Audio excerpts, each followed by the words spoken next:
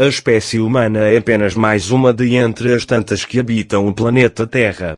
Artífice da natureza e produto dela própria, a espécie humana não é apenas uma forma de vida a mais neste vasto, porém limitado mundo, mas talvez a única capaz de romper o equilíbrio do delicado planeta em que vivemos, onde o homem existe enquanto tal, e que se constitui no conjunto de interações que fazem com que ele seja construtor de seu próprio futuro é a natureza, e por esta razão é impensável compreendê-lo dissociado dela.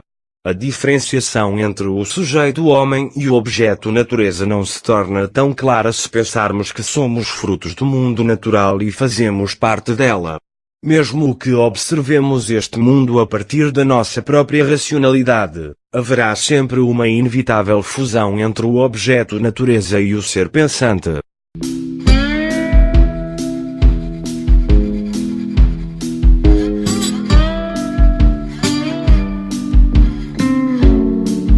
A utilização da natureza como objeto das condutas humanas guiadas pela razão e não direcionadas apenas pela satisfação instintiva de necessidades conduziu o relacionamento do homem com a natureza a níveis prejudiciais para a própria natureza. Somos capazes de raciocinar e isso nos tem levado a agredir e destruir os ecossistemas, pois agimos pensando na consecução de outros objetivos. Todas as espécies agridem a natureza, de uma forma ou de outra, e todas as atividades e todos os movimentos causados por animais geram um impacto destrutivo no ambiente. Contudo, o homem, através dos tempos, e guiado por sua capacidade de dominar as condições do meio que lhe outorgam a razão e o raciocínio, faz crescer esta agressão.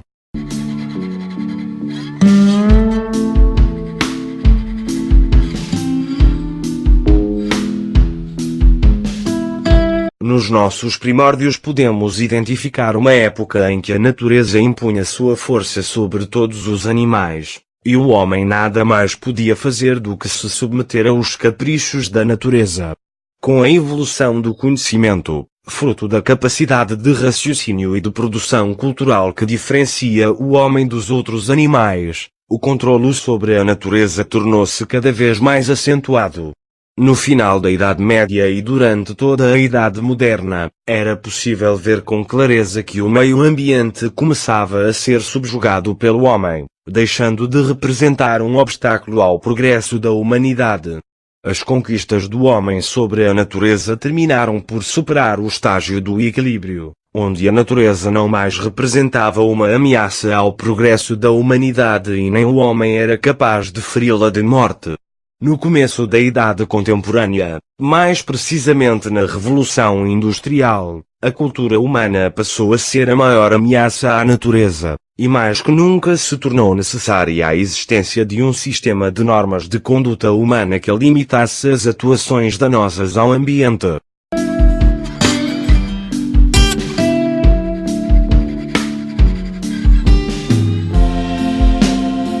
O perigo desta relação gerou a necessidade de se estabelecerem regras para disciplinar a maneira através da qual a espécie humana interage com o seu habitat natural.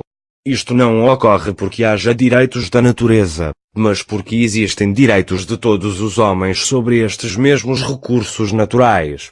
Tornou-se necessário preservar o direito de todos, e que a natureza se mantenha equilibrada para o uso correto dos seus recursos por parte de todos os habitantes do planeta. O direito ambiental surge como técnica de preservação da natureza, como sistema de controle social que tem por objeto as conexões que a natureza nos dá, e por objetivo a sua preservação para esta e para as futuras gerações. A ação do homem na natureza vem causando muitos desastres, a começar com as catástrofes relacionadas ao sistema ecológico que vem decorrendo ao período desses anos. O impacto ambiental é na verdade um desequilíbrio provocado pela ação do homem com o meio ambiente.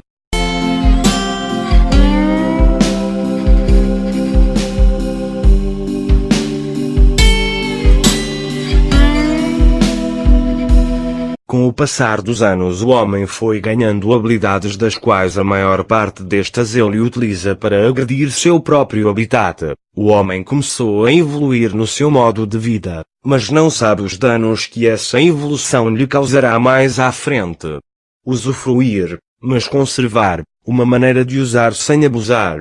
A poluição, o uso desordenado dos recursos naturais. A expansão da fronteira agrícola em detrimento dos habitats naturais, a expansão urbana e industrial vem levando muitas plantas e animais à extinção. A sociedade moderna tem sua grande culpa, com o uso desenfreado dos recursos naturais.